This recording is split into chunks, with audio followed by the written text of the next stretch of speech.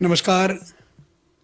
आपातकाल की एमरजेंसी की कहानियों में पिछली बार मैंने उधमपुर की बात की थी। थोड़ी सी बात उसमें आगे करके फिर मैं जम्मू में आता हूँ।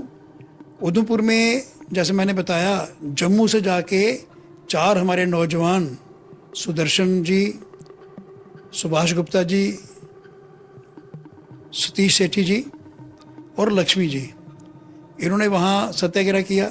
वहाँ के प्रशासन को इस बात का गुस्सा था कि जम्मू से आके उधमपुर में सत्याग्रह क्यों कर रहे हैं। अब ये लोग क्रांतिकारी थे, इन्होंने सोचा उधमपुर में अभी तक कोई गिरफ्तारी नहीं हुई तो क्यों ना वहाँ जाके सत्याग्रह किया जाए। किया, जैसा इन्हें बताया, रामस्वरूप गुप्ता एसएचओ थे, इन पर बहुत बड़ा अत्याचार हुआ। ठंडे पानी में इनको रखा गया, दिसंबर का महीना था, और थाने के अंदर बदबूदार कमरे में रखा गया। कहानी मैं सुना चुका हूँ। बात यहीं नहीं रुकी, उसके बाद उधमपुर में भी सत्याग्रह हुआ। मेरे बड़े भाई जैसे हैं श्री सोमनाथ खजुरिया जी, हमारे नेता, वो आगे निकले। राकेश गुप्ता जी, उनके बाद वो निकले। रमेश जी, दयाल फूड वाले, और अनिल गुप्ता जी जो हमारे वैद्य जी के भतीजे हैं, और बहुत से लोग सत्याग्रह में निकले। धीरे धीरे क्रम शुरू हो गया। मैंने नाम राकेश जी का लिया। राकेश गुप्ता, उनके दूसरे बड़े भाई चंद्रशेखर जी, वो कमल जी के साथ और विशंबर मेहता जी के साथ कठुआ में गिरफ्तार थे। एक मैं आगे चल के ये बताऊंगा कि एक परिवार के दो दो तीन तीन लोग गिरफ्तार थे, और दो दो तीन लोग एमरजेंसी के विरोध में आंदोलन कर रहे थे। ऐसे परिवार जिनमें पूरे परिवार में ऐसा संस्कार था कि लोकतंत्र के लिए, डेमोक्रेसी के लिए, देश के हित में काम करना है, ऐसे परिवार भी थे। हमारे महावीर जी, वो हरियाणा से प्रचारक बन के उधमपुर में आए थे, और उधमपुर के लोग हैरान थे कि हरियाणा का नौजवान यहाँ क्यों आके सत्याग्रह कर रहा है। उन पर भी बहुत ज़्यादा अत्याचार, बहुत ज़्यादा। जम्मू में अगर सबसे ज़्यादा अत्याचार किसी पर हुआ तो वो महावीर जी पर हुआ। अब मैं जम्मू में आता हूँ। जैसे मैंने निवेदन किया, एक ही परिवार के राकेश जी और चंद्रशेखर जी, ऐसे बहुत परिवार हैं। हमारे प्रतापगढ़ मोहल्ले में श्रीमती प्रकाशो देवी, हमारे वो महिला संघ की अध्यक्ष थी, जनसंघ की, और पूरा परिवार डिवोटेड था। और उनके बेटे स्वर्गीय विजय भारती जी, ये दोनों जेल में थे। ऐसे ही हमारे विशंबर मेहता जी और उन्हीं के परिवार से जुड़े हुए शिमेंद्र जी जेल में थे। बहुत से परिवारों के लोग ऐसे थे जो पूरा पूरा परिवार जो है वो आंदोलन कर रहा था। फिर क्या हुआ कि चमन लाल गुप्ता जी के परिवार में 5 भाई थे, पांचों के पांचों इन्वॉल्व। एक भाई उनके थे डॉक्टर ओम प्रकाश गुप्त, वो डेंटल डॉक्टर थे, सरकारी नौकरी में थे। उनकी गतिविधि प्रत्यक्ष रूप से ऐसी तो नहीं थी। वो इधर घर आए और पुलिस वालों को लगा कि शायद चमनलाल जी घर में आए हैं। बहुत लंबा चौड़ा घेरा, 400-500 पुलिस वाले सीधे उनके घर के अंदर घुस गए, और बिना नाम पूछे, बिना पता किए कि कौन व्यक्ति है, उनको इतना मारा, इतना मारा, इतना मारा कि खून की उल्टियाँ शुरू हो गई। और बड़ी मुश्किल में हॉस्पिटल में जाके उनको पहुंचाया गया। जैसे ठीक हुए तो शहर के कुछ लोगों ने हिम्मत की और जाके बताया कि ये चमनलाल गुप्ता नहीं, उनके भाई हैं। बाद में उनको छोड़ा गया। बाकी उनके भाई सुभाष जी, रमेश जी, अरुण जी, ये सब के सब जेलों में थे। इंटरव्यू सेंटर में रहे रमेश जी। एक परिवार था। अब मैं अपने परिवार की बात भी कर लूँ। मेरे पिताजी जनसंघ के सिटी प्रेसिडेंट थे। बड़े भाई साहब पुरुषोत्तम जी विद्यार्थी परिषद के वाइस प्रेसिडेंट थे। छोटा भाई संघ का मुख्य शिक्षक था। हमारे घर के भी चारों जो हम मेल मेंबर्स हैं, सब के सब इन्वॉल्व थे। कोई भागे हुए थे, मैं तो पकड़ा गया था।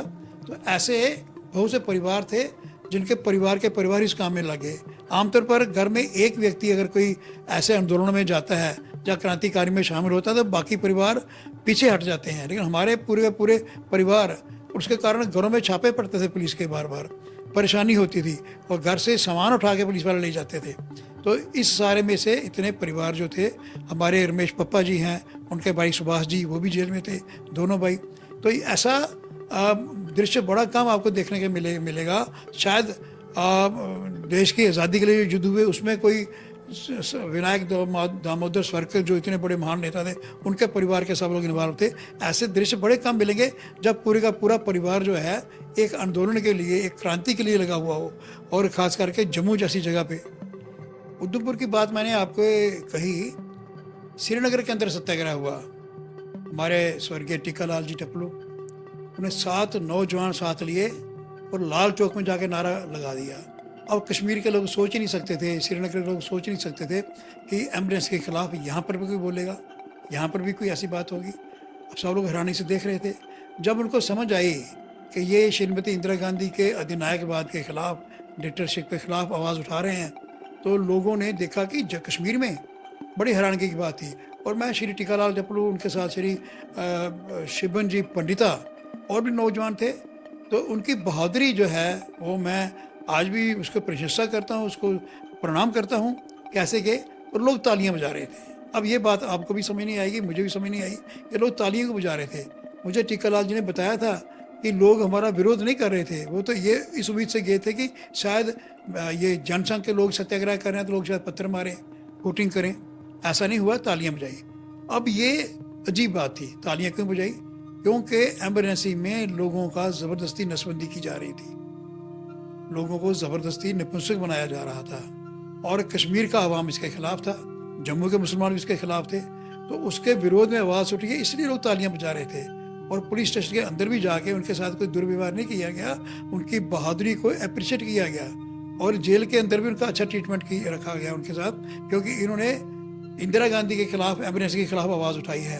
हालांकि शेख अब्दुल्ला का अपना दबदबा था, मतलब यहाँ चीफ मिनिस्टर थे और आमतौर पर श्रीनगर में समझा जाता था ये नेशनल कांग्रेस का गढ़ है। फिर भी जो नसबंदी थी उसका विरोध था, इसलिए उन लोगों ने आपातकाल के खिलाफ जो आवाज़ लाल चौक से उठी और सेक्रेटरीट तक गई, उसको उन्होंने अप्रिशिएट किया। तो ये बात मैं यहाँ पर बताना चाहता था।